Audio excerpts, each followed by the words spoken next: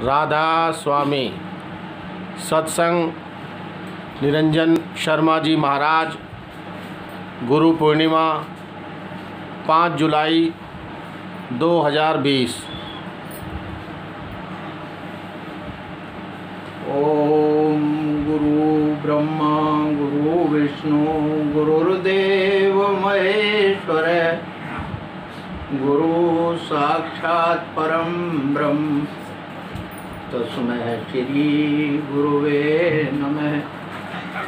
मंगलम गुरु शब्द रूप नाम प्रकाशनम, मंगलम शब्दार्थ शब्दाधार शब्द निवासनम, गुप्त अपने आप में जब अलख अगम अनाम आप, तब प्रगट आनंद ज्ञान कार और सतधाम। साज संत समाज मंगल, काज जीव उद्धार को आपने धारण किया है, परम संत अवतार को। आप हैं आधार सबके, आपके आधार सब, वार पार से रहित आप ही हैं, और वारा पार सब। संग देकर सत का सत संगत में जीव अधीन हो, सिंधु सदगत से मिलाया जीव रूपी मीन को। सैन बैन का आसरा सत्संग रूपी दान दे, शब्द योग सिखाया अनहद धाम पद निर्वाण दे। धन्य सतगुरु राधा स्वामी, पार भव से कीजिए, भक्ति मुक्ति योग योक्ति ज्ञान शक्ति दीजिए। राधा स्वामी। देखिए, जो सत्संग का जो सिलसिला है, संसार में मनुष्य उत्पत्ति जो हुई है, वो अपने जीवन को संभालने के लिए, आगे अपने गति के लिए, उसके बारे में अपने दुखों से छुटकारा पाने के लिए सबसे ऊंची एक चीज़ संतों ने सत्संग का सिलसिला दिया है कि जीव गृहस्थी लोग बैठ के सत्संग सुनने आए और उन लक्षणों के ऊपर चलें जो लक्षण बताए जाते हैं सत्संग। गुरु हमको संसार में जीने का रहस्य बताते हैं, वो हमको समझाते हैं कौन से कर्म तुम्हें करने चाहिए और कौन से नहीं करने चाहिए। संसार में ज़्यादातर लोग एक तरफा कुछ ऐसे तत्वों से मिल जाते हैं कि जहाँ लूट खसूट उल्टे सीधे छीना झपटी चालाकी 420 चोरी जारी, इन चक्करों में जो फंस जाते हैं उनका जीवन खराब हो जाता है, और वो ऐसे गंदे योनियों में उनका जन्म मिलता है आगे का, कि जो बहुत ही गिरी हुई होती हैं, उनमें जाकर के वो फंस जाते हैं। और जीवन कितने ही जन्मों तक 84 लाख योनि हमारे संतों ने लिखी है कि ऐसे जीवों की 84 लाख योनि है। 84 लाख योनियों के लिए भुगतने के लिए कितना समय लगेगा, कितनी बुरी योनि होती हैं, कितनी कितनी गंदी होती है। यहाँ पर तुम यही देखते हो, कुत्ते बिल्ले मक्खी मच्छर कीड़े मकोड़े, ये क्या हैं, ये भी एक जीवन में तब्दील हो जाते हैं। बुरे कर्मों का बुरा नतीजा इसी तरह से मिलता है। जो जैसा करता है वैसा भरो। ये आजकल ये कुदरत ने ये हमारे ऊपर में, संसार के ऊपर में, पूरे संसार में ये बीमारी छाई हुई है। ये है क्या? ये भी हमारे कर्मों के आधार पर ही है। जिसने जैसे करे हुए वो उसी तरह का भोगेगा और उसी तरह का भरेगा। सब हो रहे हैं चारों तरफ से, सब मुल्कों में, हिंदुस्तान, पाकिस्तान, अमेरिका, चीन, जापान, सब मुल्कों में ये चीज़ छाई हुई है। इसका कारण क्या है? कारण यही है कि अपने कर्मों से जो बिछड़ जाता है वो इसी तक चक्करों में आ जाता है और चक्करों में वो पड़ा रहता है। देखिए, सतगुरु के लिए, परमात्मा के लिए, ईश्वर को प्राप्त करने के लिए अपने मन को एक इतना शीतल और इतना शुद्ध बनाया जाता है कि बहुत प्रेम का होना चाहिए, सुख शांति का, ये सारी चीज़ें होनी चाहिए।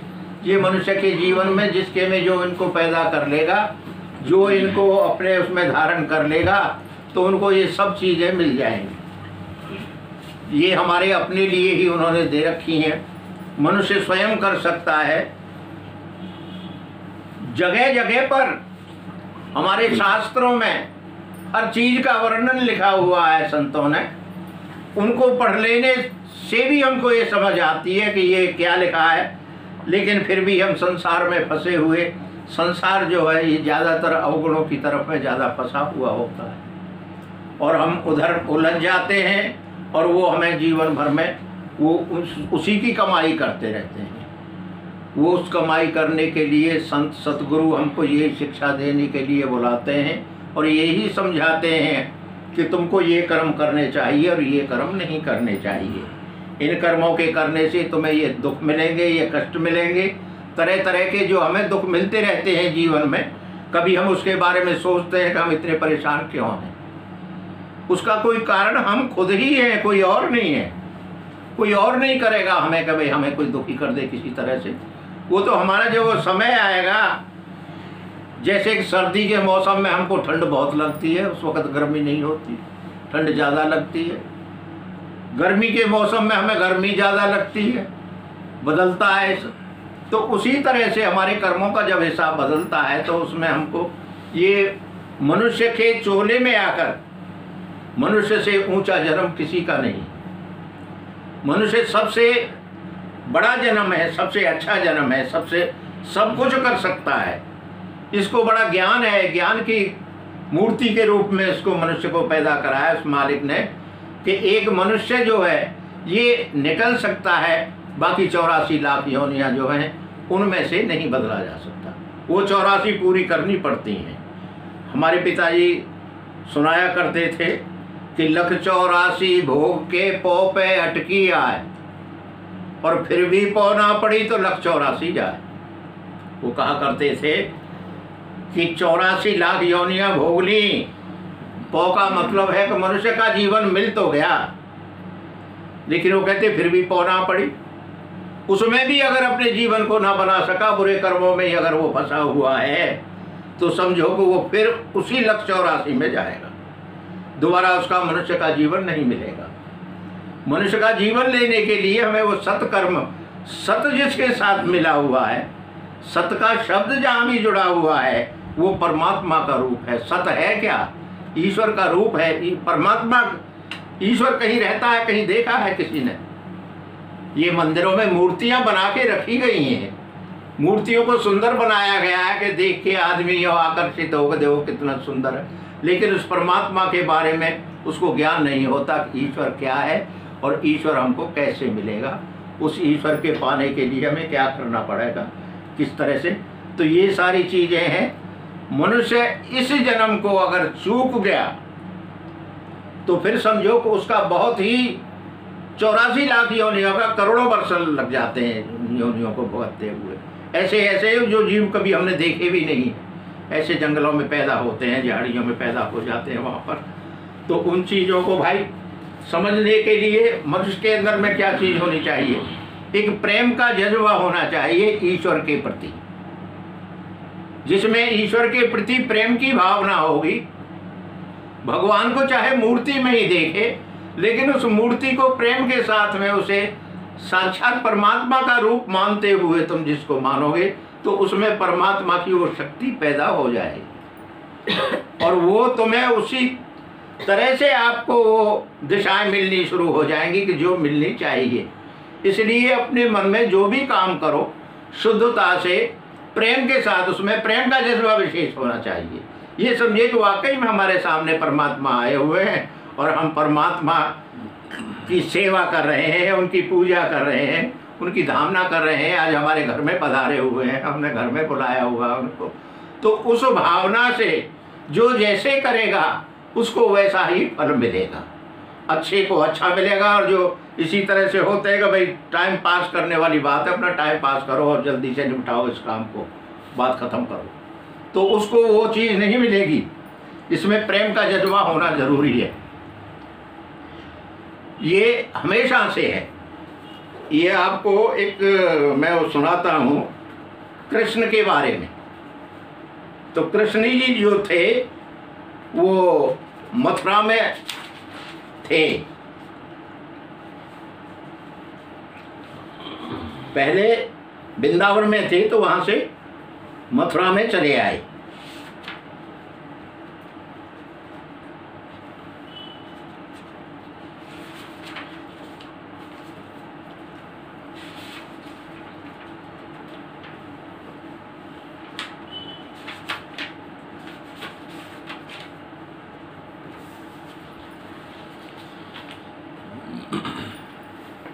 तो कभी यहाँ से शुरू करता है इसको कि है प्रेम जगत में सार और कोई सार नहीं है, प्रेम जगत में सार और कोई सार नहीं।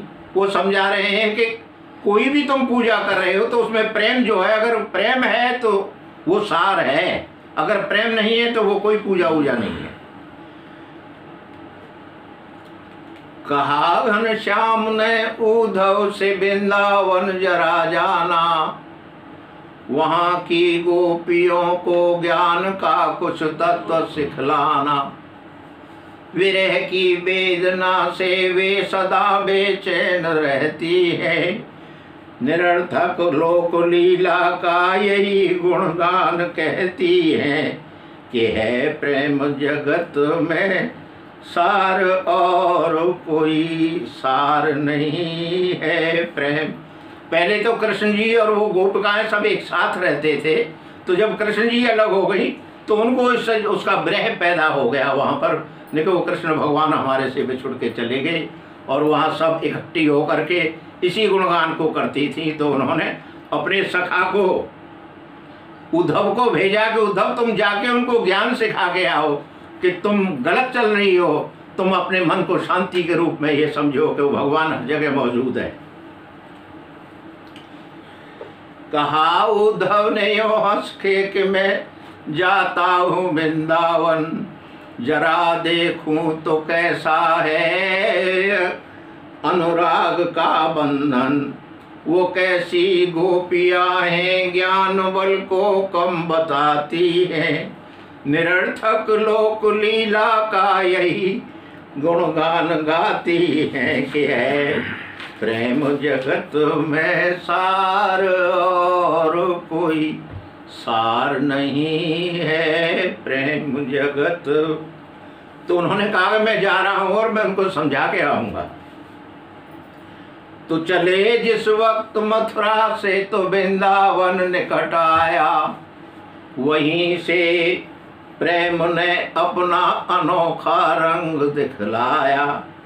उलझ कर वस्त्र में कांटे लगे उद्धव को समझाने कि तुम्हारा ज्ञान पर्दा फाड़ देंगे वो प्रेम दीवाने, क्योंकि है प्रेम जगत में सार और कोई सार नहीं।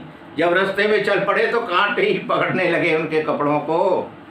वो समझा रहे थे कि तुम जहाँ जा रहे हो तो तुम्हारा ये ज्ञान काम करेगा नहीं। वहाँ पर आए पहुँचे वहाँ पर जिस जगह था गोपिका मंडल, वहाँ की शांति भूमि वायु धीमी, प्रेम था निर्मल। सहस्त्रों गोपियों के बीच में थी राधिका रानी, सभी के मुंह से रह रह के निकलती थी यही वाणी कि है प्रेम जगत में सार और कोई सार नहीं है प्रेम। कहा उद्धव ने यूं हंस के कि मैं मथुरा से आया हूँ, सुनाता हूँ संदेशा कृष्ण का जो साथ लाया हूँ। जो तुम्ही आत्मशक्ति अलख निर्गुण कहाती हो, तो फिर क्यों मोहवश हो करके ऐसा गान गाती हो कि है प्रेम जगत में सार और कोई सार नहीं है प्रेम। कहा राधा ने यूं हंस के संदेशा खूब लाए हो, मगर ये याद रखना प्रेम की नगरी में आए हो। संभालो ज्ञान की पूंजी न हाथों से निकल जाए, विरह की आग में कहीं ज्ञान की पोथी न जल जाए कि है प्रेम जगत में सार और कोई सार नहीं। जब राधा ने अपने प्रेम का जज्बा दिखाया तो किसका? कृष्ण का रूप राधा जो कृष्ण के रूप में हो गई।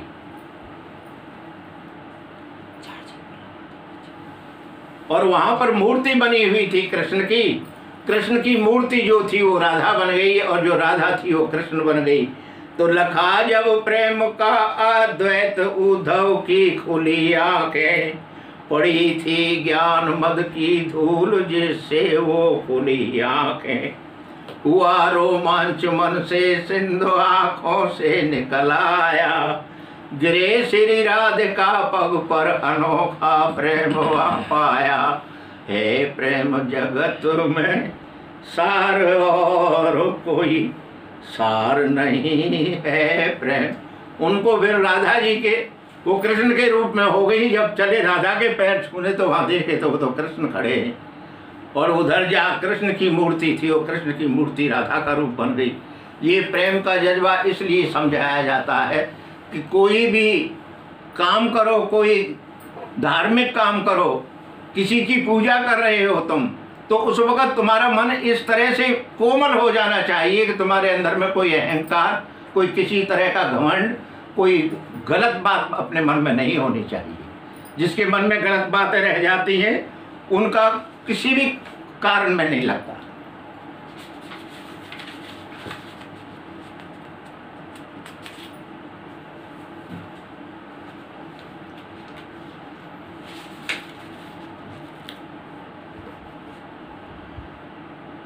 भगवान ही सबसे बड़ी चीज है, उसके अनेक रूप हैं। नहीं रूप कोई है सब रूप तेरे, तेरी सभी प्रजा है और भूप तेरे।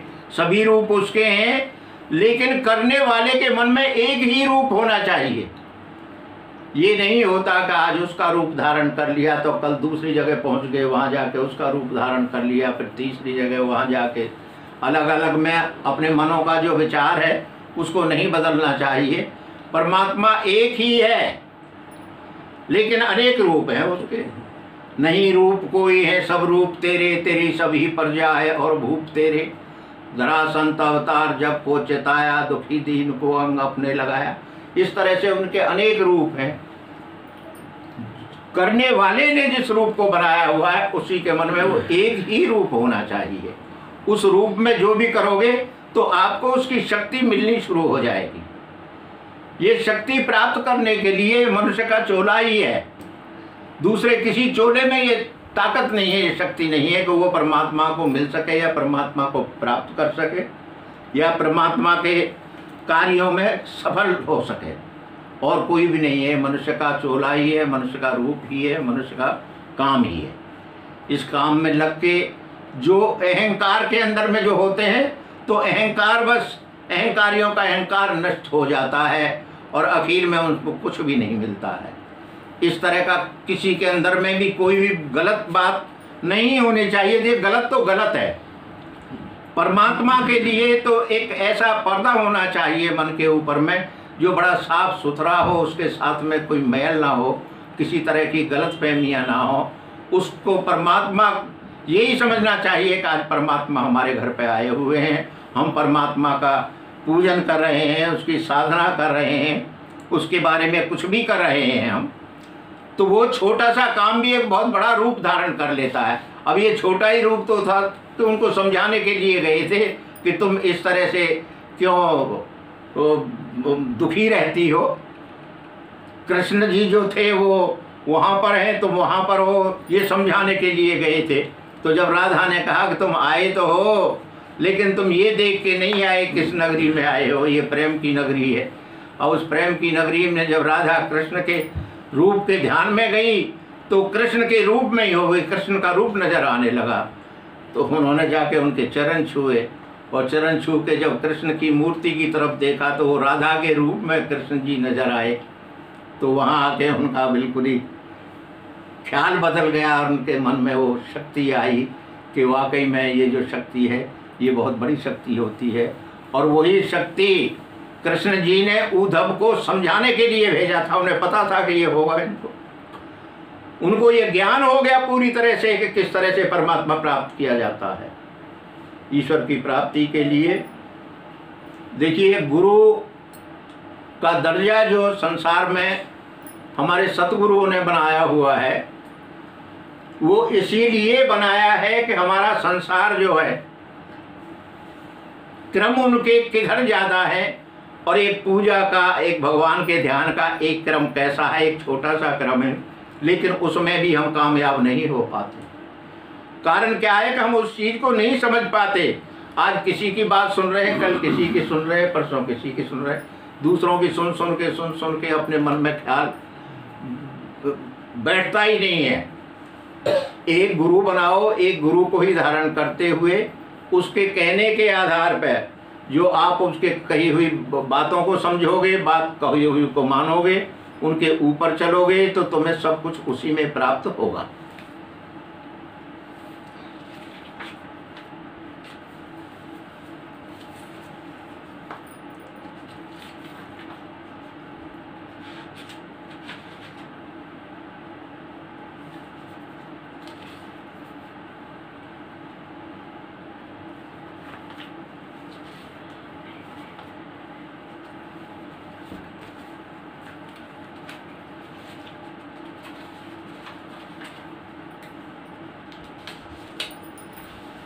राधा स्वामी नाम जो गावे सोई तरे, कले कलेश सब नाश हो, सुख पावे सब दुख हरे।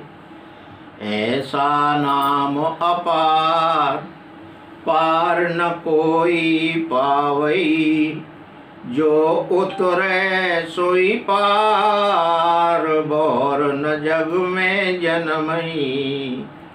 राधा स्वामी गाय कर जन्म सुफल कर ले, यही नाम निज नाम है, चित अपने धर ले। स्वामी बैठक अद्भुति तो राधा निरखन हार, और न कोई लख सके शोभा अगम अपार। गुप्त रूप जहाँ धारिया राधा स्वामी नाम, बिना मेहर नहीं पावई वहाँ कोई विश्राम। देखिए, हर जगह पर उन्होंने इसी चीज को समझाया गया है कि जो गावे सोई तरह, जो उसको गाएगा, गाने का मतलब है जो उसको धारण करेगा, जो उस मार्ग पे चलना चाहेगा तो उस पे चलेगा तो उसको उसी में मिल जाएगा।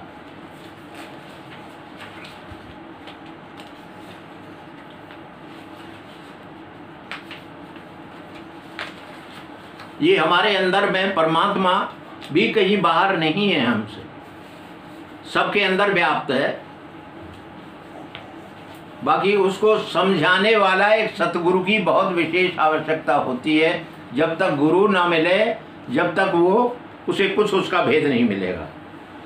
ये बंगला अजब बना दरवेश, जिसमें नारायण परवेश। बंगला अजब बना दरवेश, जिसमें नारायण परवेश। 5 तत्व की ईंट बनाई, 3 गुणों का गारा। 5 तत्व की ईंट बनाई। ये कोई बंगला नहीं है, मनुष्य के शरीर के ऊपर में बताया जा रहा है कि मनुष्य के शरीर को, उस बंगले को उसने बनाकर और वो स्वयं प्रवेश कर गया उसके अंदर में। लेकिन हम अभी तक उसे सारा जीवन निकाल देते हैं, संसार के चक्करों में फंसे फंसे। कभी उसको हमने समझा नहीं, कभी उसे विचार भी नहीं करा कि हमारे अंदर में कौन है ये जो हमें काम कराता है, जो हमारे साथ में हम साथ चल रहा है हमारे। 5 तत्व की ईंट बनाई, 3 गुणों का गारा। 36 की छत बनाई, चिन गया चिन्ने वाला बंगला। अजब बना दरवेश, जिसने नारायण परवेश। इस बंगले के 10 दरवाजे, बीच पवन का खंबा। आवत जावत कोई न दिखे, कैसा बड़ा अचंबा। ये बंगला अजब बना दरवेश, जिसमें नारायण परवेश। इस बंगले में अनहद बजती, मनवा ताल लगावे। सुरत निरत के बांध घुंघरू, राग छती सोंगावे। ये बंगला अजब बना दरवेश, जिसमें नारायण परवेश। इस बंगले में चौपड़ बिछरी, खेले 5 पचीसा। कोई तो बाजी हार गया और कोई गया जग जीता। बंगला अजब बना दरवेश, जिसमें नारायण परवेश। कहे मछंदर सुन ले गोरख, जिन ये बंगला गाया। इस बंगले का गाने वाला फिर नजर नहीं आया। ये बंगला अजब बना। गाने वाले का मतलब ये है कि जो इस बंगले को समझ गया कि ये कौन कौन सी चीज हमारे अंदर में लगाई हुई है, ये हमारे सब के अंदर है। ऐसा कोई नहीं है कि किसी में कम है या किसी में ज़्यादा है, सब में बराबर उसी तरह से हैं व्याप्त। लेकिन कोई संभल गया, कोई ना संभला। जो इसको भूल गया, इसकी तरफ ध्यान दिया ही नहीं किसी ने, तो वो तो समझो वो संसार में फंसा का फंसा रह गया। और जिसको इसका ज्ञान हो गया कि ये बंगला बार बार नहीं मिलेगा जो आज हमें मिला हुआ है, तो इसमें हमें क्या करना चाहिए? इस बंगले में हमें उस परमात्मा को बुला लेना चाहिए। वो हमारे पास आएगा, ज़रूर आ जाएगा, लेकिन हमारे अंदर में वो शक्ति होनी चाहिए। तुम जितना बच्चे को पढ़ाओगे, जिस क्लास तक पहुंचाओगे, वहीं तक तो पढ़ाई करेगा वो, उससे आगे तो कर नहीं पाएगा। तो जितनी पढ़ाई करनी है तुमने इस बारे में, उस मालिक को प्राप्त करने के लिए कि जो हमारे अंदर में बैठा हुआ है, लेकिन हमें फिर उसका पता नहीं है। वो हमारे शरीर के अंदर में बैठा हुआ है और वो हमारे कर्मों के आधार पर वो करता कुछ नहीं है। उसने हमारे शरीर में 2 इस तरह के मीटर लगाए हुए हैं जो हमारे कर्मों को नोट करता है। हमारे सोचने से भी हमारे कर्म बन जाते हैं। कोई भी बात हम सोच रहे हैं किसी के प्रति, अच्छी सोच रहे हैं या बुरी सोच रहे हैं, लेकिन इसका ज्ञान नहीं है उसको, वो सोचे जा रहा है। तो ये ध्यान में रखना चाहिए कि बुरा सोचने से उसके अंदर में वो बुराई ही बैठेगी, अच्छाई से परमात्मा उसके नज़दीक नहीं आएगा। देखिए, भगवान के प्रति जिसका प्रेम होगा उसके साथ भगवान हर वक्त रहेगा। उसकी बुद्धि को इतना शुद्ध रखेगा, इतना सच्चाई की तरफ उसको चलाएगा कि उसे कुछ समझने करने की जरूरत नहीं होती। कई ऐसे हो गए हैं, उसमें रामायण में एक वो आता है, वो कौन थी जिसके बेर खाए जाके रामचंद्र जी ने, शबरी शबरी थी, बहुत छोटे घराने की थी, छोटी जाति की थी, जंगल में वो रहती थी। नारद जी एक बार उस नारद जी को मिल गई और उसने कहा मैं तो भगवान को पाना चाहती हूँ, भगवान मिले मेरे को। तो नारद जी संत तो हैं ही, तो उन्होंने उनको भजन करने का तरीका बता दिया कि बेटा तू इस तरह से भजन किया कर और एक दिन तुझे भगवान जरूर मिलेंगे। तो वो रोजाना जब उन्होंने कहा कि एक दिन आएंगे तेरे घर, तो उस रास्तों को साफ करती थी कि कोई कांटा ना चुभ जाए, ना भगवान आएंगे मेरे घर, उनके पैर में कोई कांटा कील ना चुभे, तो उस रास्ते को साफ किया करती थी रोजाना कि मेरे घर पे आएंगे एक दिन। तो एक दिन राम को उसके घर पे जाना पड़ा, तो रोजाना जो कुछ भी लाती थी बाजार, जंगल से, जंगल था वहाँ, तो बेर इकट्ठे करके लाती थी, उन्हें चक चक के रखती थी कि वो खट्टा ना आ जाए, कोई ये खट्टा तो नहीं है, उन्हें चक चक के रखती थी। तो झूठे बेर राम को दिए उसने खाने के लिए, लेकिन राम ने उन बेरों को खाया अपने मन में, लक्ष्मण ने उनको फेंक दिया। तो कहते हैं कि उन्हीं की सजीवन बूटी बनी थी, उन्हीं बेरों की, जो उन्होंने अपने पीछे की तरफ फेंक दिए थे, राम ने वो खाए थे। तो देखिए प्रेम के अंदर में इतना बड़ा जज्बा होता है, वो कोई छोटा मोटा नहीं देखता, पढ़ा लिखा नहीं देखता कि ये तो बहुत पढ़ा हुआ है और ये अनपढ़ है। वो तो सिर्फ प्रेम का एक मार्ग है उसका, जिसको प्रेम है वो उसको प्राप्त कर लेगा, और जिसके अंदर में दुष्कर्म भरे हुए हैं वो प्रेम की तरफ में नहीं जा रहा और उसकी तरफ ध्यान की तरफ नहीं करता, तो वो अपने आप आके उसके अंदर में प्रवेश नहीं करेगा। ये तो करने से होगा, ये तो हम करेंगे तो हम पाएंगे, हम नहीं करेंगे तो हमें कुछ नहीं मिलेगा।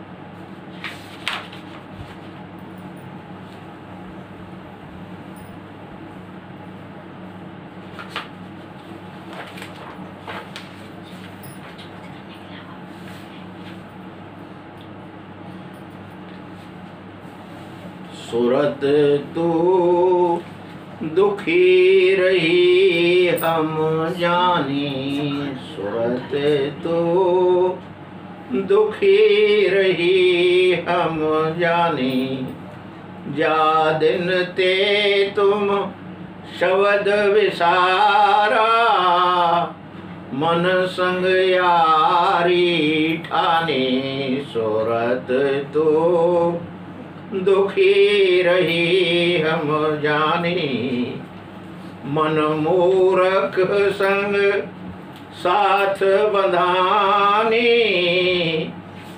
ऐसी स्वाद लुहानी, कुल परिवार सभी दुखदाई, इन संग रहत भुलानी, सूरत तो दुखी रही हम जानी, तू चेतन ये जग सब मिथ्या, क्यों कर मेल मिलानी, ताते चेत चलो यह अवसर, नहीं भरमो तुम खानी, सूरत तो दुखी रही हम जानी, सत्संग करो सत पद खोजो, सत्संग करो सत पद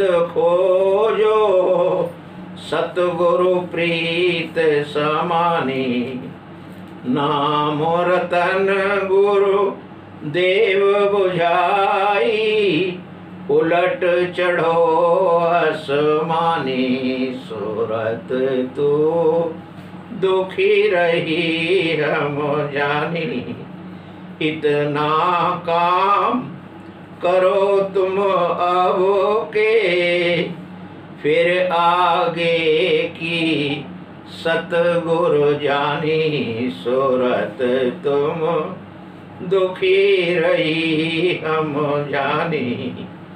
राधा स्वामी कहत संभारो, दुख छूटे सुख मिले निशानी। सूरत तो दुखी रही हम जानी। ये हमारे अंदर में, हमारे शरीर में ये जो मन बैठा हुआ है, ये बड़ा उत्पाती है। ये मन, ये हमको शुद्ध रास्ते पर नहीं चलने देता। ये कोशिश करता है हमें संसार में फंसाने का। लेकिन जो इसको समझ जाता है मन के बारे में, जिसको ये ज्ञान हो जाता है कि ये मन की चाल ही ऐसी होती है, तो वो उस मन को समझा के अपने अंदर में उसको भी एक संत बना लेता है। वो मन भी उसका साधु बन जाता है और वो उसको उस मार्ग से रोकता नहीं है। ये मन की सिर्फ समझने वाली बात है। जब तक उस लाइन को नहीं पकड़ोगे, जब तक बच्चे को अंग्रेजी नहीं पढ़ाई जाएगी, वो क्या समझेगा कि ये क्या लिखा हुआ है। इसी तरह से इन विचारों को जब तक समझ के अपने मन में नहीं बैठोगे, तो तुमको मिलेगा कैसे? वो मिलेगा जबकि तुम उसको समझ के और उसको समझ जाओगे और उसे एक साइड में लगा लो। तो ये जरूरी है। सतगुरु मार्ग ही बताते हैं। सतगुरु तुम्हारे पास आके नहीं घर में बैठेंगे कि भाई तुम्हें घर में जाके तुम्हें समझाने जाएंगे। वे उनको तुमको समझा देते हैं, तो वो समझ मान लेनी चाहिए। मन जो है, ये मन इसी तरह से है और हर आदमी के अंदर है, हर जीव के अंदर है, पशुओं के अंदर भी है, सबके अंदर है ये मन। तो अपने मन को अपना शुद्ध रखो अपने मन के अंदर में।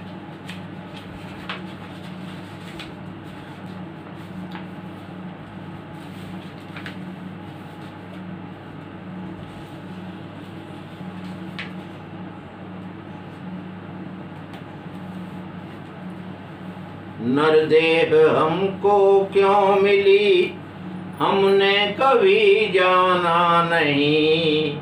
वेद शास्त्र संत मत को ठीक पहचाना नहीं।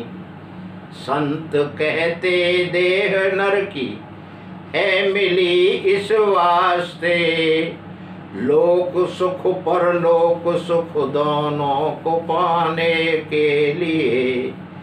लोक सुख तन मन का सुख और तीजा आत्मानंद है। परलोक का सुख मुक्ति है, शांति है, ब्रह्मानंद है। लोक अलोक सुखो पावन ताई, सहज जुगत सब संतन गाई। संतवता में नाम की भक्ति, नानक कबीर और तुलसीदास भी। देखिए ये सारी चीज है।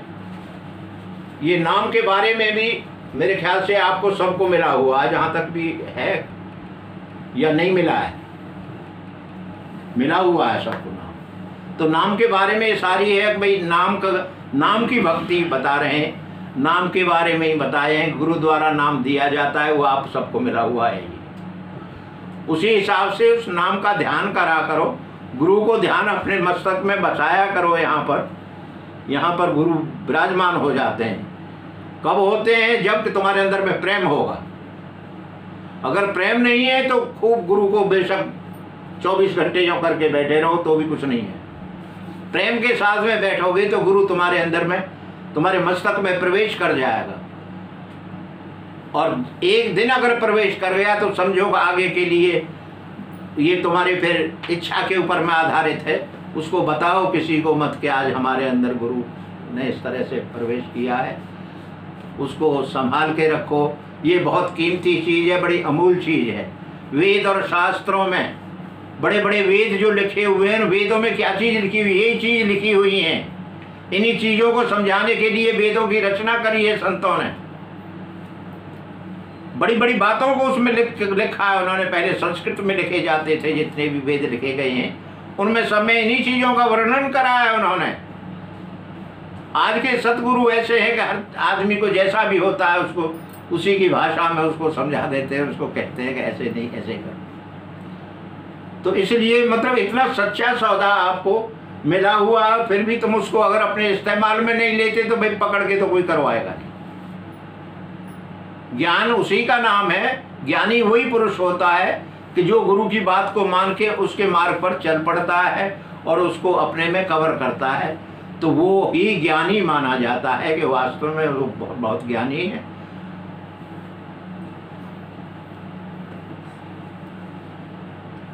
पूरा बस आरती आरती कर।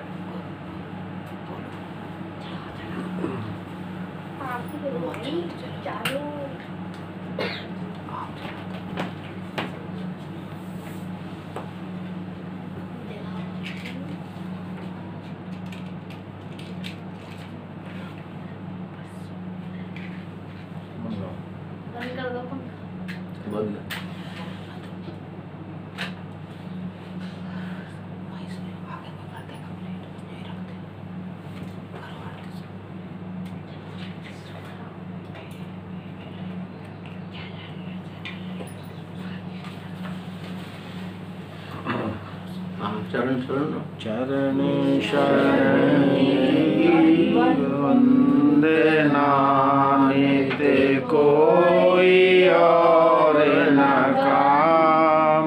गुरु बसोचित आए मेरे, बख्श दो निज नाम।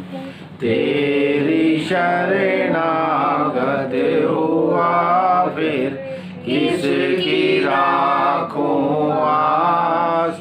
आस तो तेरी दया की, जग से रहूं उदास। रूप ध्याओ नाम गाओ, शब्द राता मन। आठों याम तेरा ही सुमिरन, भाग्य मेरा धन। शीश पर निज कर कमल धर, दिया चरण लगाए। पतित पापी तर गए, गुरु शरण तेरी आए। मुक्ति की नहीं चाह मन में, भक्ति प्यारी लाग। राधा स्वामी की दया से भाग्य पूर्ण जाग। चरण शरण की वंदना, नित कोई और न काम। गुरु बसोचित आए मेरे, बख्श दो निज नाम।